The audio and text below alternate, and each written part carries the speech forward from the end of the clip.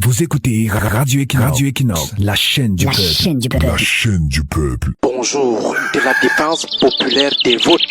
Voilà une recommandation qui est portée par plusieurs acteurs politiques et parapolitiques à l'attention des électeurs camerounais. La défense populaire des votes est alors présentée comme une alternative face à la réticence des gens du 6 novembre à offrir aux Camerounais un jeu sain avec des règles saines et un arbitrage sain. Selon ces acteurs du changement, si l'État refuse de garantir le respect de la voix du peuple exprimée dans les urnes, que le peuple lui-même prenne ses responsabilités.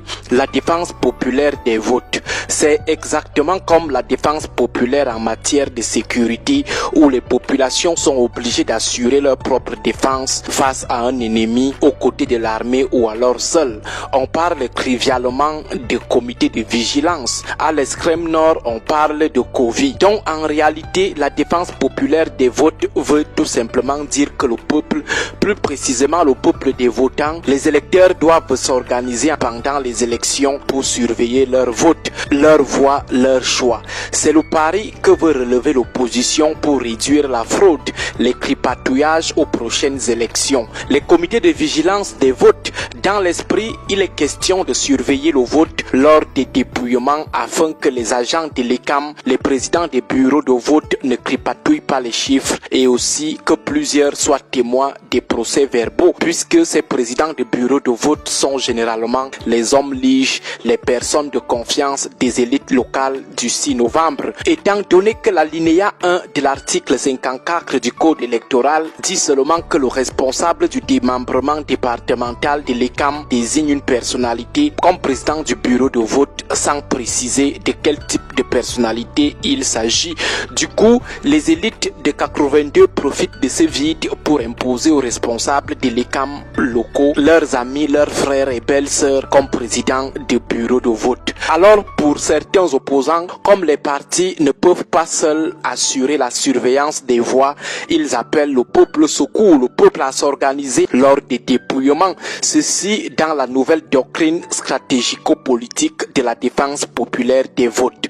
Mais la question qui vient en tête est la légalité d'une telle opération, surtout lorsqu'on sait qu'aucun attroupement n'est autorisé devant les bureaux de vote. Mais pour nous, la mécanique est simple, que celui qui veut surveiller son vote, faire dans la défense populaire de son vote, qu'il se rassure d'abord que c'est son bureau de vote.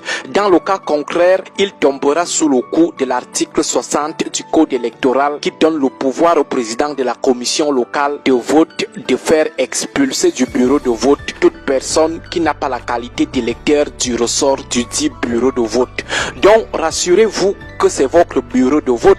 Ensuite, calculez l'heure de la clôture du vote pour se diriger vers le bureau de vote. Parce que si vous venez avant et tous au même moment, on prendra le prétexte de l'attroupement pour vous chasser définitivement. Donc, calculez l'heure et arrivez séparés. Sinon, on va dire que vous êtes venus en bande organisée. On connaît nos gens avec des inventions lorsqu'ils sont coincés. Une fois qu'on veut déjà démarrer le dépouillement, entrez dans le bureau de vote, mais à la limite de l'espace de la salle. Ici, vous serez couvert par l'article 109 du code électoral. C'est d'ailleurs le décret qui institue entre guillemets les possibilités de constitution des comités de vigilance des votes. Cet article dit exactement ceci, je cite: le dépouillement du scrutin et le recensement des votes se font dans chaque bureau de vote immédiatement après la clôture effective du scrutin, en présence des électeurs qui en manifestent le désir, dans la mesure où la salle peut les contenir sans gêne pour le déroulement des opérations. Donc personne ne doit vous défendre l'entrée dans votre bureau de vote lors du dépouillement, sauf si la salle est déjà remplie, donc si elle semble déjà petite, ou alors sauf si vous venez déranger. Donc ne dérangez pas. Mais ne dérangez pas ne veut pas dire ne contestez pas, surtout pacifiquement.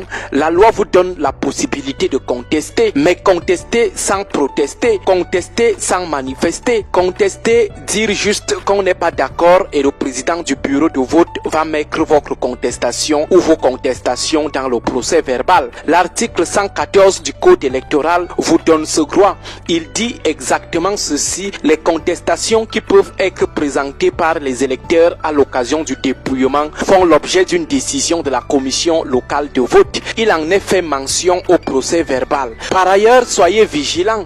Rassurez-vous que l'urne était vraiment scellée. Surveillez celui qui marque les voix au tableau. Rassurez-vous qu'il n'y a rien qu'on a laissé dans l'urne. Et regardez bien le bulletin qu'on présente pour le compte de tel candidat ou de tel autre. Et selon l'article 113 du code électoral, immédiatement après le dépouillement, le résultat acquis dans chaque bureau de vote est rendu public. Les résultats sont rendus publics. Lorsque le président veut déjà lire les résultats, sortez vos téléphones et archivez. Filmez aussi le tableau pour archiver. Aucune loi n'interdit les téléphones dans les bureaux de vote lors du dépouillement, sauf si cette loi échappe à notre modeste connaissance. À demain pour la suite de la faisabilité et des écueils de cette défense populaire des votes. Bon début de semaine à vous tous.